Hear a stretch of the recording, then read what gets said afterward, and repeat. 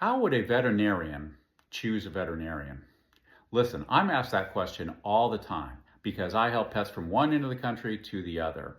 And so here's a short video on how I, as a veterinarian, would choose a veterinary clinic to help me with my spoiled little golden retriever, Annabelle, who's sleeping over here in the sun. First off, that veterinary clinic would not be a corporate practice, and here's why. You should understand that about 20 to 30% of veterinary clinics here in the United States are owned not by veterinarians like me, but rather by huge corporations whose primary goal is making money. And the way they do that is many times by hiring less experienced veterinarians and often dictating what those veterinarians can and cannot use in the way of drugs. And neither one of those bode well for the care of loved puppies like my girl Annabelle. Instead, I would find a practice that had been certified by the American Animal Hospital Association, or AAHA. Listen, I want to make one thing clear. I'm not in any way compensated for mentioning this by AAHA. But I would tell you that when I was in daily practice, I had my veterinary clinic certified by AAHA. And it was a pain in the ass because they look at all the small stuff, the records, the protocols, etc., that separate a good veterinary practice from a great veterinary practice.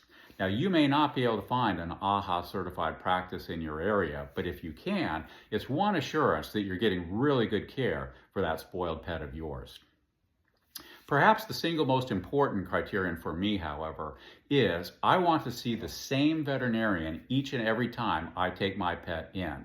If every time you take your pet to the veterinary clinic, you are seeing a different doctor, one thing is sure, you're not receiving the best veterinary care. And I want that one veterinarian that I see to have the time to sit and answer questions or to chat with me.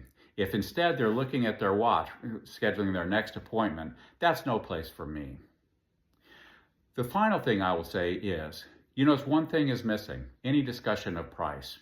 Listen, there are great veterinarians who charge very low prices, although they are rare, and there are great veterinarians who charge very, very high prices. That is simply not a criterion for me.